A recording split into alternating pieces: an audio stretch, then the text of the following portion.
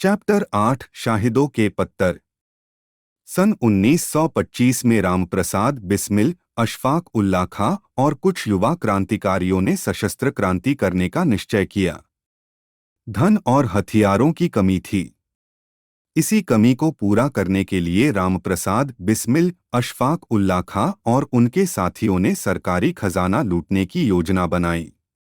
9 अगस्त 1925 की शाम रामप्रसाद बिस्मिल अपने साथियों के साथ सहारनपुर से आने वाली 8 डाउन रेल में बैठे थे। रेल जैसे ही काकोरी पहुंची, बिस्मिल और उनके साथियों ने जंजीर खींचकर रेल रोक दी और सरकारी तिजोरी लूट ली। छिपते छिपाते वह लगभग 12 बजे घर पहुंचे। सुबह 4 बजे ही पुलिस ने उन्हें गिरफ्तार कर लिया। इस घटना को इतिहास में काकोरी कांड के नाम से जाना जाता है। मुकदमा चला। रामप्रसाद बिस्मिल और उनके साथियों को फांसी की सजा सुनाई गई। फांसी के तख्ते पर चढ़ने से 3 दिन पूर्व उन्होंने अपनी माताजी को यह पत्र लिखा। 19 दिसंबर 1927 को उनको फांसी हुई। जैसे ही उनके कदम फांसी के तख्ते की ओर बढ़े, वैसे ही भारत माता की जय और वंदे मातरम के नारे आकाश छूने लगे। वह हंसते हंसते फांसी पर चढ़ गए।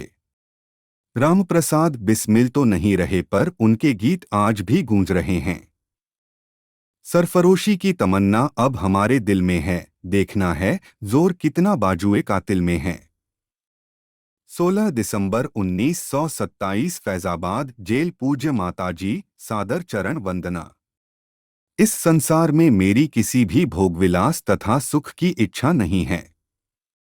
केवल एक इच्छा है, वह यह कि एक बार श्रद्धापूर्वक तुम्हारे चरणों की सेवा करके अपने जीवन को सफल बना लेता। किंतु यह इच्छा पूर्ण होती नहीं दिखाई देती, क्योंकि शीघ्र ही मेरी मृत्यु का संवाद सुनाया जाना है। माँ, मुझे यह विश्वास है कि तुम यह समझकर धैर्य धारण करोगी कि तुम्हारा पुत्र माताओं की माता भारत माता की सेवा में अपना जीवन समर्पित कर गया है। जब स्वाधीन भारत का इतिहास लिखा जाएगा, तो किसी पृष्ठ पर उज्ज्वल अक्षरों में माँ तुम्हारा नाम अवश्य लिखा होगा। जन्मदात्री। वर 2 की अंतिम समय में भी मेरा हृदय दृढ़ रहे और तुम्हारे चरण कमलों में प्रणाम अर्पित करता हुआ शहीद हो जाऊं। तुम्हारा बेटा रामप्रसाद बिस्मिल। अशफाक उल्ला खां हिंदुस्तान रिपब्लिकन एसोसिएशन के संस्थापकों में से एक थे, जिनका उद्देश्य सशस्त्र संघर्ष कर भारत मां को आजाद कराना था। जब उन्हें काकोरी कांड में फांसी की सजा सुनाई गई, तब उन्होंने कहा कि यह एक विडंबना है कि जो हमें सालों से लूटते आए हैं, वे हमें लूट के अपराध में सजा सुना रहे हैं। काकोरी कांड में 4 क्रांतिकारियों को फांसी हुई: रामप्रसाद बिस्मिल, अशफाक उल्ला खां, रोशन सिंह और राजेंद्र लाहिरी। अशफाक उल्ला खां ने यह पत्र फांसी के तख्ते पर चढ़ने से 3 दिन पहले लिखा।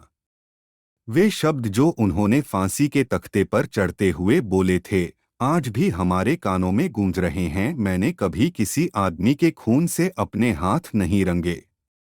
मेरा इंसाफ खुदा के सामने होगा। वतन हमारा रहे शादकाम और आजाद, हमारा क्या है अगर हम रहे न रहे।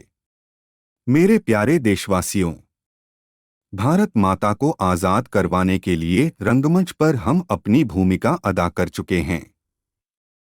गलत किया या सही, हमने जो भी किया, स्वतंत्रता पाने की भावना से प्रेरित होकर किया। हमारे अपने निंदा करें या प्रशंसा, लेकिन हमारे दुश्मनों तक को हमारी हिम्मत और वीरता की प्रशंसा करनी पड़ी।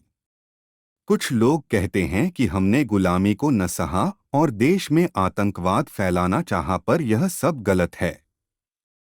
हमारे कितने ही साथी आज भी आजाद हैं, फिर भी हमारे किसी साथी ने कभी भी किसी नुकसान पहुंचाने वाले तक पर गोली नहीं चलाई। यह हमारा उद्देश्य नहीं था। हम तो आज़ादी हासिल करने के लिए देश भर में क्रांति लाना चाहते थे। सरकार भी अंग्रेजों की और जज भी अंग्रेजों के, फिर न्याय की मांग किससे करें? जजों ने हमें निर्दयी, बर्बर, मानवता पर कलंक आदि विशेषणों से पुकारा है। हमारे शासकों की कौम के जनरल डायर ने निहत्थों पर गोलियां चलवाईं। बच्चों, बूढ़ों, स्त्री पुरुषों सब पर दनादन गोलियां दागी गईं।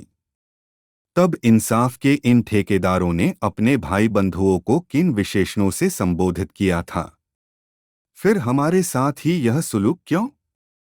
हिंदुस्तानी भाइयों, आप चाहे किसी भी धर्म या संप्रदाय के मानने वाले हों, देश के काम में साथ रहो। आपस में व्यर्थ न लड़ो। रास्ते चाहे अलग हो, लेकिन उद्देश्य तो सबका एक है। सभी कार्य एक ही उद्देश्य की पूर्ति के साधन हैं। एक होकर देश की नौकरशाही का मुकाबला करो। अपने देश को आजाद कराओ। देश के 7 करोड़ मुसलमानों में पहला मुसलमान हूं जो देश की आजादी के लिए फांसी पर चढ़ रहा हूं। यह सोचकर मुझे गर्व महसूस होता है। सभी को मेरा सलाम। हिंदुस्तान आजाद हो। सब खुश रहें। आपका भाई अशफाक।